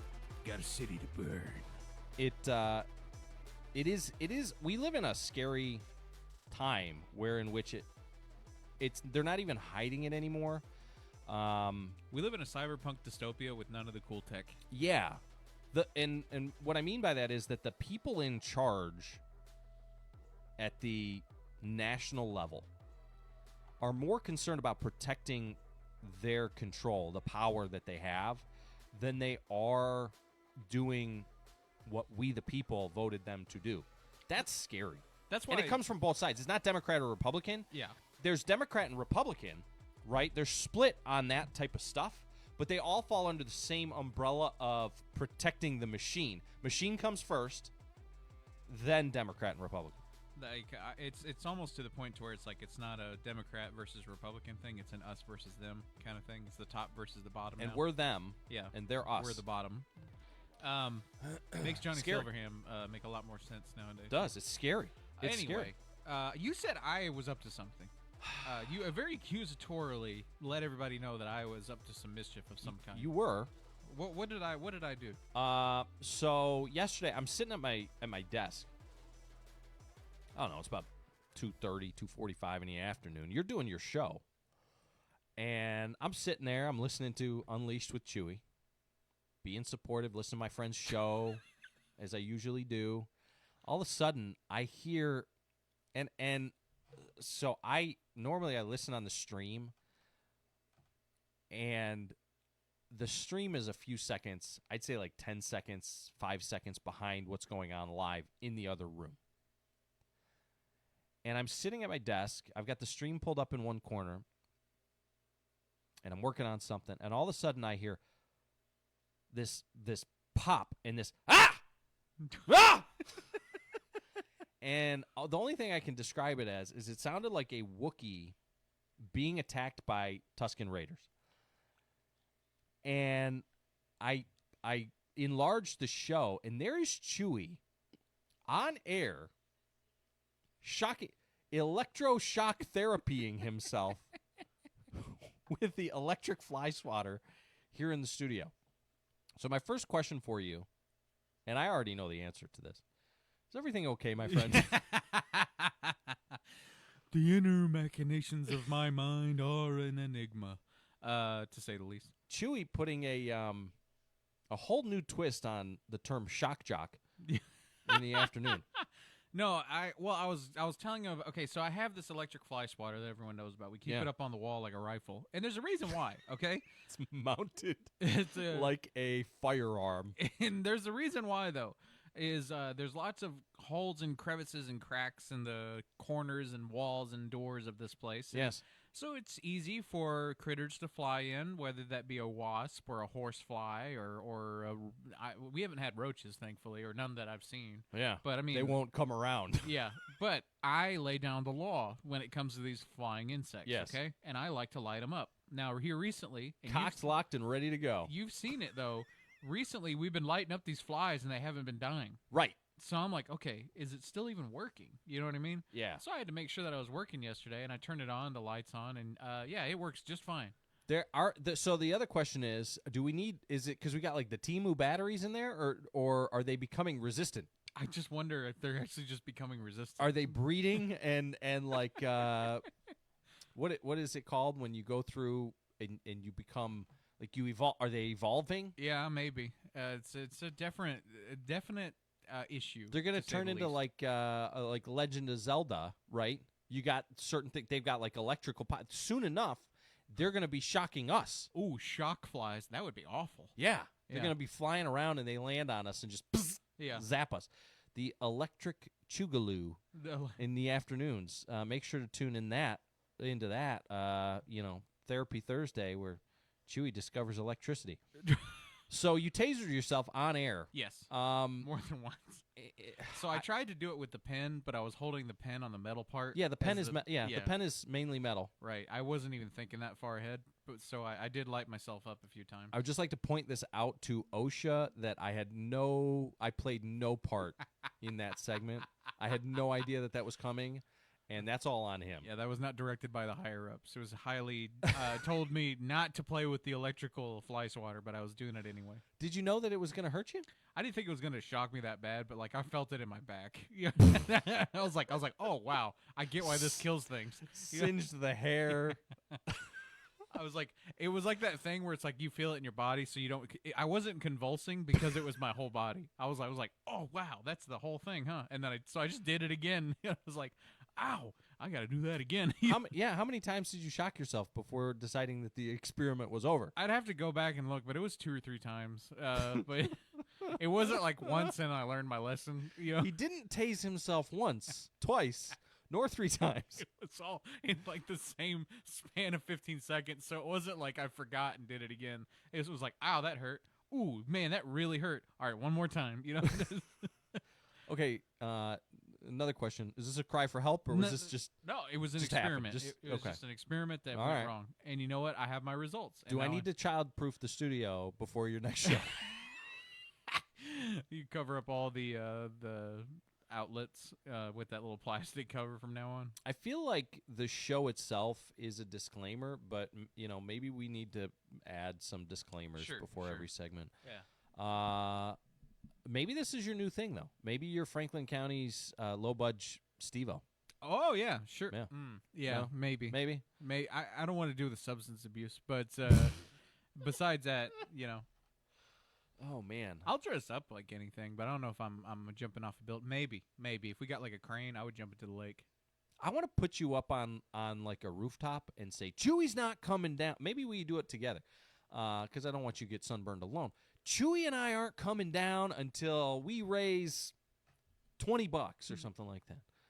It'd have to be a low 3 number. weeks later, you just see our skeletons on the roof. Two local radio show hosts die after not being able to raise less than $100. Radio host dies in 20 minutes after standing on roof. Oh, gosh. Immediately dehydrates and passes away. Oh, man. Effective immediately, all electric fly swatters, tasers, cattle prods, bug zappers, jumper cables, and questionable Amazon devices must be approved by ESPN Radio Winchester before on-air use. Does he put it in the manual? Can you consider, like, off the top of your head, what's one of the dumbest things that you've done just to see what would happen? Ooh. Does anything come to mind immediately? There's a lot, and Yeah. this is my dad's fault. My dad was like this, and so I have that gene of just being like, well, we'll see what happens, Yeah. One time, my friends and I, so he Probably all stems from you getting hit in the head with that light that one time. Yeah, the light getting dropped on me was sort of there was a fork in that road. And Yeah. one universe I went this way, and one universe I went this Man, way. if that thing had landed like a foot to your right, you'd probably be like world domination, Chewy. Like that's in another universe. Instead of sitting here with me, I am your producer. Oh, and wow. Your Yeah, so all the things. So I like one way I went whimsy, and the other one I just went dark side. Yeah. I like this idea. We should do an alternate universe Chewy. That would be fun. I'll have him on Marvel's the air. already done it. Yeah. You'll have him on air. But one time, me and my friends, so it was during that sort of Jackass era, and we were fooling around, and we were like, how hard could you hit somebody with the front of your truck? But if you put a mattress on it, like, are you okay? You know what I mean? And so this guy, he lived way out in the boonies, and it was one of those ones where he lived on this like family compound, and they had like cars from like the 1970s and just like old dilapidated houses on the property, so we were out there. They were shooting guns at buildings all day long and tannerite. Rednecks. You could just say rednecks. Yeah. And we went out there and we were doing it, and we were going to make a video of us hooking up a mattress to the front of this truck and seeing if like you could bounce off of it if a guy came up at like 10 miles an hour, right? Right. So was there a mattress on the ground where you'd There land? was one in a trailer there was one on the ground in a trailer that we found. Okay. And we put the we grabbed Sure, there was it. no tetanus involved in that mattress. Yeah, so we grab it, we pull it out, and we put ratchet straps under the wheel wells and around the mattress. So it's on the front of the car. Now, anybody who understands airflow is about to understand where this is going.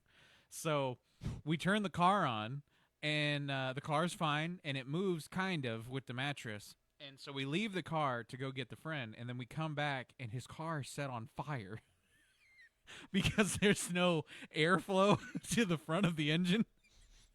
So the mattress, we walk away, and then we're like, we keep smelling like smoke, and we're like, what is that? And then we turn around and look back, And the entire, like, there's like a... What kind of a vehicle was this? It was like a white, just old white truck from like mid-90s white truck that was on the property.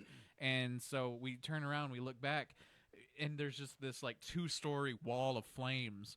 And we're like, what happened? And we go back, and the truck set on fire because the mattress was on the front of it, and we didn't get to play or do our thing. So this is where God stepped in. And, you think that is a bad outcome. I just would like to point out the fact that somebody up in heaven prevented you guys from hitting each other with a car.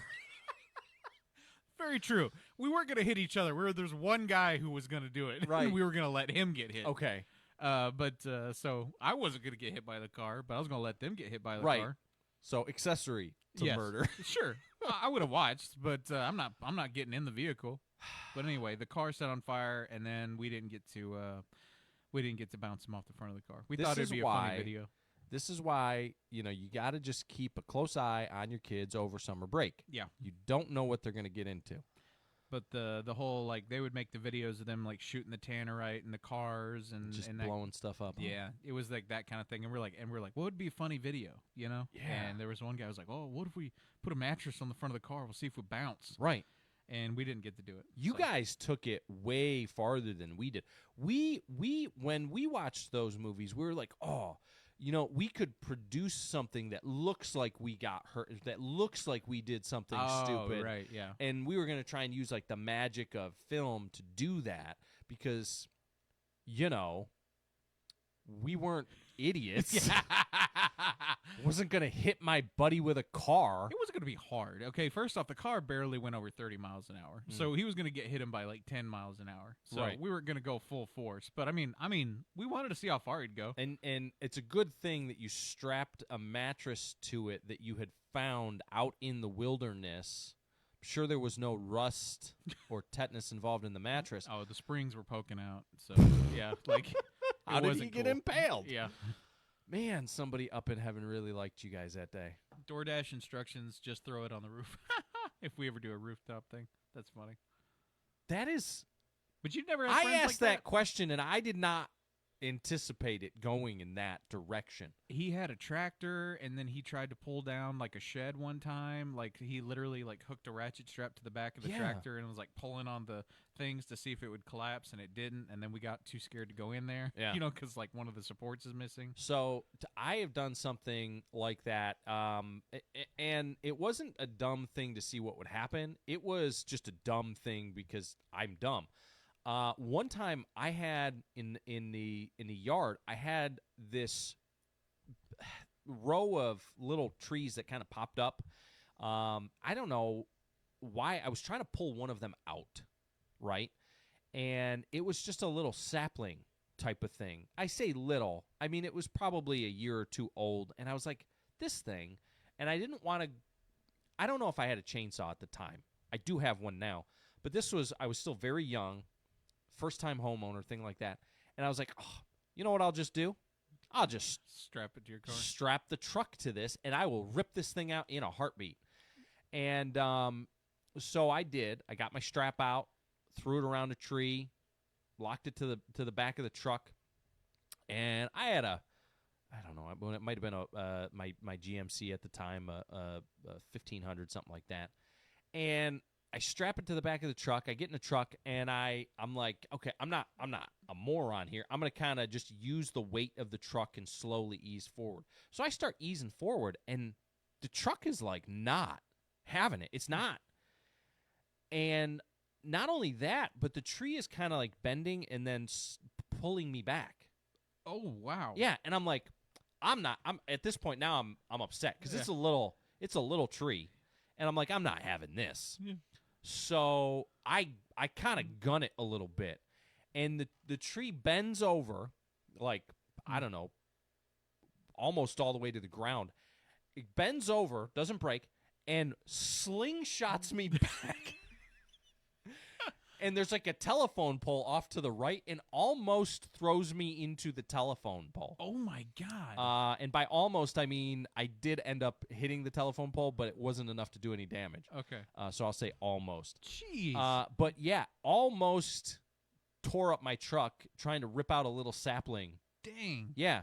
And it had nothing to do with the strength of the truck. The truck was able to, like, pull it down. It was just the tree was so green, it worked as like a trebuchet. It almost flung me in the truck into the tree line. I've seen those videos of people like trying to pull a sapling out and then just the whole back of their vehicle just comes off. Yeah. You know? And if you've ever seen people who do stuff like that where you'll have a tree that got like twisted up in a tornado or a storm, or one of they call them widow makers, where the trees, like the tree breaks in half and it's kind of, and those things are so dangerous. This is a good opportunity. If you or one of your friends own a tree service, you got to get involved in the show. I've seen videos where the tree, they'll start cutting on the tree, and the tension releases, and it creates like a whip, and the tree comes around. And I've seen one where it almost took a guy's head off. Oh my gosh! I mean, it's really dangerous. You got to be real careful with that stuff. Wow. Yeah. I didn't even know that. Yeah. And I learned that lesson almost by losing the rear bumper of my GMC Sierra. All right, so if you want to see Chewy, I don't know, maybe electrocute himself more, make sure to tune into the show this afternoon from 2 to 4 p.m. Yeah, it's electric. Yeah. It's shocking. All right, we'll be back on the other side. It is the starting lineup. This is ESPN Radio, 1340, 1069 WCDT Winchester. When it comes to beef, the smartest way to buy is straight from the source. At Max Meat Processing, you can stock your freezer with whole, half, or quarter beef, saving money while getting premium, locally raised meat you can trust. No additives, no preservatives, just real beef. And if bulk isn't an option, no problem. Max Meat Market has you covered by the pound. Max Meat Processing, your hometown source for quality beef. Daisy's Used Auto Sales proudly congratulates the graduating seniors of Franklin County High School class of 2026. This marks an incredible achievement and the beginning of an exciting new journey for you. Your hard work, determination, and perseverance have brought you to this milestone, and your community is proud of all you've accomplished. As you move forward towards new opportunities and adventures, keep working hard and believing in yourself. Congratulations to the Franklin County seniors from everyone at Daisy's Used Auto Sales. It's time for a local news break from the 931 Go News Center. Franklin County Schools has announced that Ms. Anna Mullen will serve as the district's new Supervisor of Exceptional Children's Services effective July 1st. Mullen brings decades of experience in education administration, special education compliance, student advocacy, and classroom instruction. Most recently, she has served as a special education teacher, focusing on individualized instruction for students with disabilities and collaborating with families to develop tailored, individualized education programs. Incoming Director of Schools, Dr. Roger also praised the appointment, saying Mullen understands the unique strengths and needs of Franklin County families through her years as both an administrator and educator. Mullen has previously served multiple terms as an assistant principal, spent more than a decade as a transition case manager, and worked as a UniServe coordinator for the Tennessee Education Association. In those roles, she managed state and federal compliance, coordinated employment and training opportunities for students with special needs, and handled contract negotiations and conflict resolution. She holds a Master of Education in Administration and Supervision, earned summa cum laude from Middle Tennessee State University, and a Bachelor of Science in Psychology from Campbell University. Mullen was named the 24-25 Teacher of the Year at Sewanee Elementary and is a recipient of the 1996 Navy Achievement Medal. She is also a former president of the Franklin County Education Association and a United States Marine Corps veteran. In Warren County, authorities have taken a 16-year-old male into custody following a shooting early Tuesday morning on Underwood Road. Deputies responded to reports of an altercation that resulted in one person being shot. The victim was transported by private vehicle to River Park Hospital. The suspect, identified as 16-year-old John Medley, was taken into custody Tuesday evening. Charges had not been released at the time of publication. For more details on these stories and more, visit 931go.com. Stay informed and stay connected to your community with ESPN Radio Winchester. When it comes to caring for your loved ones, choose a name you can trust. Inhabit Home Health in Winchester, located at 2068 Cowan Highway. We're here to provide compassionate professional care right in the comfort of your own home. From skilled nursing to therapy services, our team is dedicated to helping you or your loved ones achieve the best quality of life. Call Inhabit Home Health today at 931-967-0633 to learn more about our personalized care plans.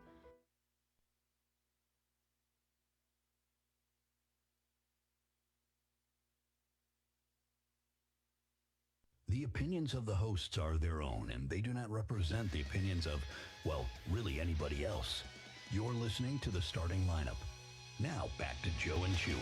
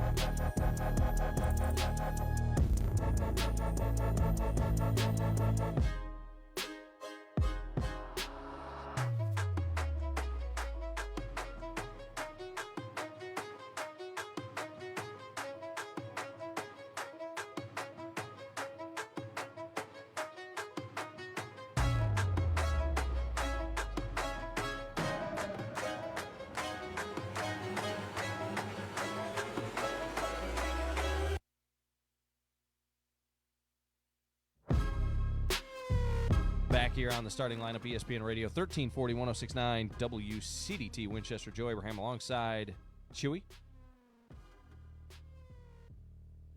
Good morning, Joe Abraham. Good How morning. are you this morning? It's a beautiful day out. I am tremendous. Yeah, it is very nice out. So, as far as from a weather standpoint, you know what we're looking at here? Very warm day. 86 degrees is going to be our high, but a 40% chance of showers and thunderstorms this afternoon, though. You said that we're still kind of looking at rain basically from now till next Monday? Is that right?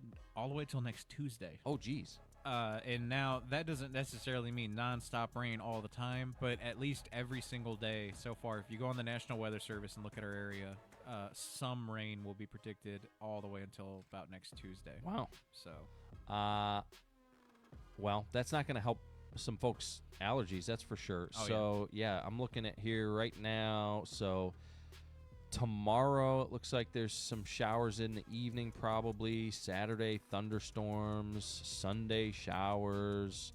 Monday, 24% chance of rain still, partly cloudy. And then Tuesday, mostly sunny, but still 11% chance. So between now and really Monday, there's going to be a chance of rain, pretty good chance of rain each and every day. All right. well, I will be getting with Lisa, though, and seeing if we can hook up a day to redo our summer kickoff kind of thing. I mean, and that's the annoying part is, like, this, I believe this kind of weather is actually worse than just rainy weather. Right. Because you'll get that false hope in the first half of the day, and you're like, man, I wish we would have done it. And God forbid you go out there and do it, and it just immediately starts raining. Right. You know? Right. So, well, I do encourage people to check out Backstage Pawn this week. They've got 10% off of their knife collection over there.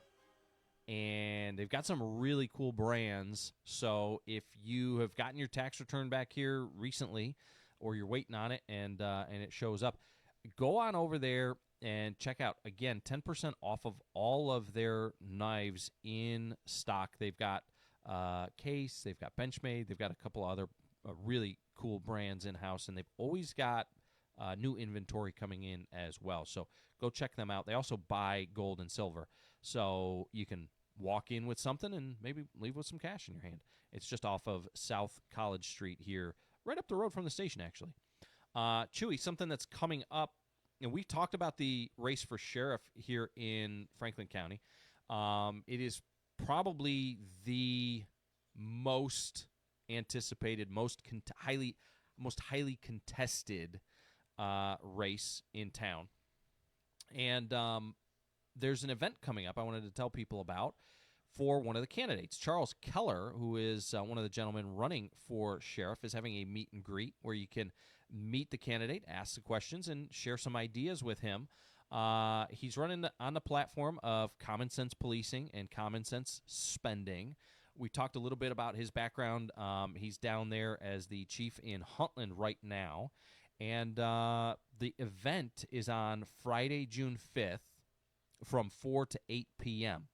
And I would encourage people to go out to these types of events again and get to meet and know all of the candidates in these types of races. These are important positions, and if you haven't had a chance to speak to each of these candidates and you plan on voting, I would encourage you to talk to each one of them, ask them questions, get involved in the process a little bit. It's not hard, just takes a little bit of effort, but go out there and do that. So that's something that's coming up here soon. Chewy, I go back to you. If you were to run for office, I don't think that like Galactic Emperor is something that's on the ballot this year. But when you consider serving the community, what do you think is like important? Because you talk to a lot of, David Eldridge and a lot of local community service-oriented type of folks. What do you think is like the most important thing when you talk to them, the most important personality trait or aspect of them, in your opinion? For me personally, it is involvement. And when I say that, I mean, like, this is somebody who, they don't just show up to the courthouse for the meetings. You know what I mean? This is somebody who's eating at the restaurants. This is somebody who's going to the theater. This is somebody who's going to the games and being a part of the community, going to the fairs and going to the memorials and, spending their time not just, being a politician, but also being a citizen. Getting that, like, because I feel like it's very easy, especially for someone who makes big decisions like this, to sit in, to like remove themselves from the situation a little bit because they feel like it'll give them a better perspective. But I actually think when it comes to, civic duty in that way, the best way to participate is to be a participant in as a citizen. Go to your local restaurants. Don't go eat out of town. Go to the ones down here. Right. Don't go to Tullahoma or Chattanooga to watch a movie. Go watch it at Oldham. Go to the local, performances at the high school and the middle school, and go to the graduations and get yourself understand. Put your finger on the pulse of Franklin County, and you know what? There's going to be people there who probably are going to be a little upset with something that you've done before. You know what I mean? Right. But the fact that that person is passionate enough to spend their time to tell you about something that, happened in their county is a very good sign. Yeah. It means that people are invested in their county. And the fact that they have the time to tell you, use that information in your time to absorb that information. It may not be entirely pleasant, but, and I'm not saying that it usually isn't. I'm sure more than often than not for a lot of civic workers, it's most of the time it's like, hey, nice to see you. Thanks for coming, like that kind of thing. But even the negative, when especially people get negative, that passion, the fact that people are still passionate about it are a good sign that people still want this county to succeed. I would take it even a step further. To me, if you're upsetting people, that means that you're doing your job. And we've kind of talked about this a little bit in the past. It's not like you want to upset everybody, but if you're making and having tough conversations, making tough decisions, doing things like that, then you're doing your job. Your job is not necessarily to placate to everybody and to give everybody what they want. Like, your job is to do what's best for the community, and sometimes that upsets people, and that's okay. But it's also okay for you to be upset. You know what I mean? Right. And be respectful about it. Right. Don't be venomous and don't name call and don't point fingers. But like having a disagreeing very greatly with something, that's okay. That's part of the process. Yeah. I think that some of the challenge that we have in the community, really in the country at this point in time, is that if people don't get their way, they lose it and become disrespectful and nasty and venomous and do and say some really nasty things. Oftentimes, decisions like that, it's not like somebody's attacking democracy or attacking your way of life. It's just there are multiple things. It's not these things are not black and white, good and bad. Right. It doesn't make them a bad person because they approved or didn't approve some sort of zoning thing. It just is what it is. Now you can press and you can ask questions and all that, but yeah, it's tough. We sit in this position, we just talk about it, and we get a lot of venom at times from people, which is fine. but just for talking about it. Not even for taking a side at times, just for talking about it. Or making a Facebook post that they think is taking a side. But like I said, it's fine. But we're still gonna talk about it. You're not gonna stop that. I think it's important to maintain the conversation, though. Yeah. And you mentioned it. Do it in a respectful manner. We're all people. We're all trying to do what's best for the community, right? Isn't that what we all want? What's best? Yes. Chewy. I just came across something that is going to excite you. I feel like you're going to get giddy like a little school child when I start talking about this. But Montana Drive-In. Yep. They made a couple of posts here in the last, 14 hours promoting Summerween at the Montana. Yep. On June 5th. Speaking of June 5th, Scary Movie 6 is going to be released out there, and they are having a special thing where they're doing, the kitchen is going to sell, they're calling them witch's fingers, deep fried Twix. Dang. With Rice Krispie nails and icing. It says heads will roll only at the Montana Drive-In Scary Movie. I'm not like big on the scary movies. I'm not big on like horror films or scary movies in general. But I want to go just for these deep fried Twix. Yeah, I saw it last night. I was like, well, I'm going there. Yeah. That alone is like I want to go. Yeah. It says tickets Monday through Thursday, $15 carloads, Fridays and through Sunday, $8 adults, $7 children. And man, I friggin' love the drive-in. Yeah, the drive-in is one of the best places to go. Oh, it's tremendous. Watch a movie under the stars. Man, if you've got a truck, man, on one of those like nice nights where it's cool, and man, it's so good. I used to put when the kids were young, I used to put a like the mattress thing in the back of the truck, or couch cushions in the back of the truck, and the kids would all just lay out in the truck bed. Man, that's a good time. We would park the Suburban backwards, open up the big wing doors, and just lay back and watch. It was awesome. And they have some of the, not just the witch fingers, but there's pictures of like their ice cream and their, I don't even know what this is. It's like a s'mores ice cream milkshake looking thing and all of these. I'm looking forward to it. I will be there if anybody wants to come and hang out and watch a movie with us. Yeah, I was just going to say, I know where you're going to be that night. Yeah. Very cool. All right. Well, it's been a good one. I think having Sean in right off the top, and he thinks that he like interrupts the show. I got to convince him sometimes. I'm like, Mayor, you're the mayor. Yeah. Like anything that you have to say is probably more important and worth listening to than anything that Chewy and I will go on and on about. It's more important than our fart joke.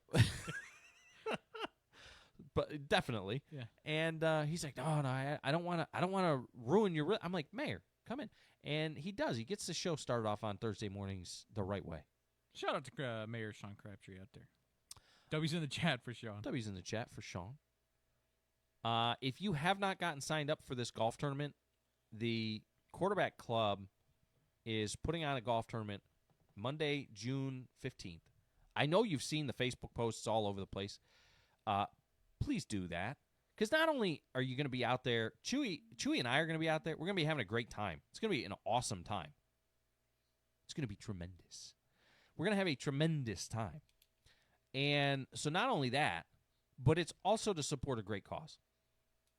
And so if you've considered it, if you haven't looked at your calendar yet, I don't know what I have going on the 15th, take 5 seconds, pull up your calendar, look at the 15th, mark off that morning. It's going to be an early morning start. You'll be done by like 2 o'clock probably. And so you can still get some work in that day. Go out there, enjoy the morning with us, have some fun. My team's going to beat your team. That's okay too. And support the Franklin County Quarterback Club, which all that money directly goes to supporting those boys. And Coach Reed has emphasized how important that support is. Yeah. Providing more opportunities for these young men to succeed. Right. And you could be a part of it. And you get something for it. Like, it's not like you're just giving away the money. You get to go play a round of golf, have some fun. Hang out with some cool people. Brett Crabtree's going to be there. Yeah, Brett's even going to be there. Not all the people will be cool. Chewy will be there. It's okay. But I'll be there. And I balance him out. Anyway, all right. That'll do it for us here on this Therapy Thursday. If you didn't get enough therapy, don't worry. We'll be back for more Therapy Thursday next Thursday. We'll also be back tomorrow with a What the Florida Friday.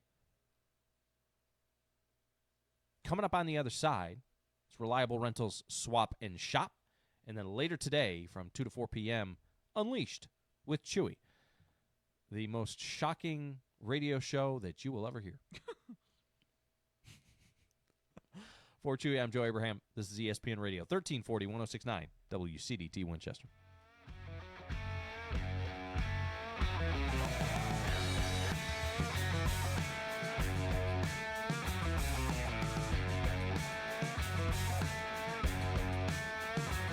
Spring is in the air, and so are fresh new savings at Furniture Merchandise Outlet, FMO, right here in Tullahoma. Ready to refresh your space? From living rooms and bedrooms to dining sets and mattresses, FMO has the styles you want at prices you'll love. No long waits, no sticker shock. Just take it home today. Visit them at 105 North Jackson Street in Tullahoma or browse anytime at FMOTN.com.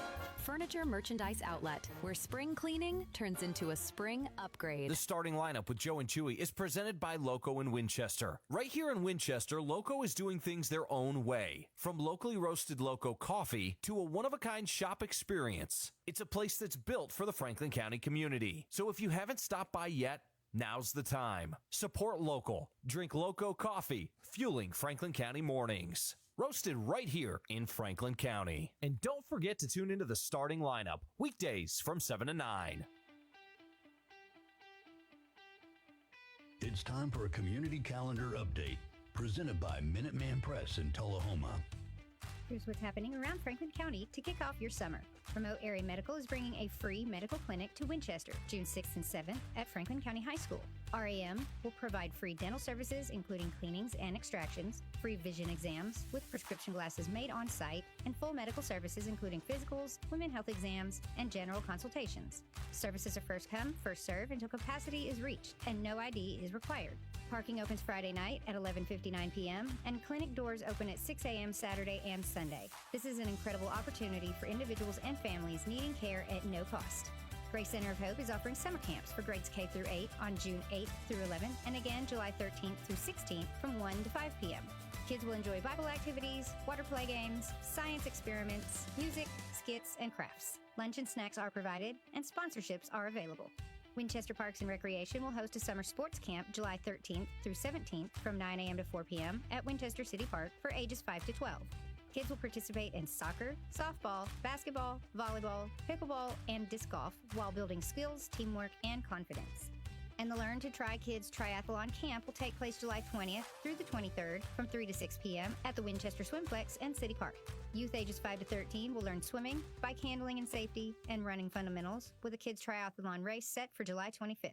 In a small area like Franklin County, staying connected matters. So stay connected to your community with 931-GO and ESPN Radio Winchester. Do you need high-quality printing services that help your business stand out? Minuteman Press in Tullahoma has you covered. Whether you need business cards, flyers, banners, signs, or custom apparel, we do it all. We specialize in posters, brochures, window graphics, books, and promotional products to make your brand shine. Plus, we offer a free local delivery to make things even easier for you. For all your printing needs, call or stop by Minuteman Press on North Jackson Street in Tullahoma. Your business will thank you. You're listening to ESPN Radio 1340 AM WCDT and 106.9 FM W295 AV Winchester.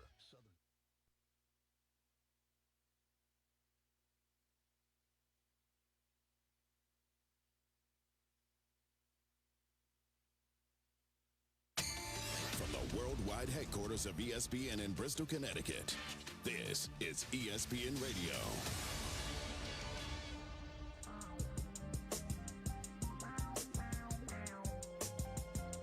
Will the Western Conference Finals head to a Game 7? Or will the Thunder try and defend their title in the NBA Finals? All that and more coming up. It's ESPN Radio, the ESPN app, Sirius XM, Channel 80. Mark Zeno, David Dennis Jr. with you guys.